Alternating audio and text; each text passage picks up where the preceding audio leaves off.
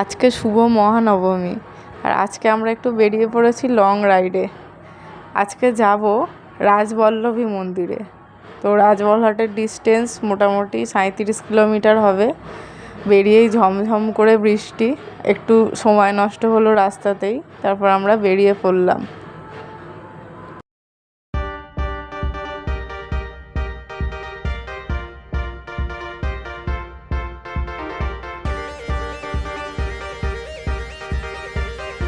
লম্বা জ্যামে অনেকক্ষণ থেকে আটকে আছি। অবশেষে আমরা পৌঁছালাম মায়ের মন্দিরে।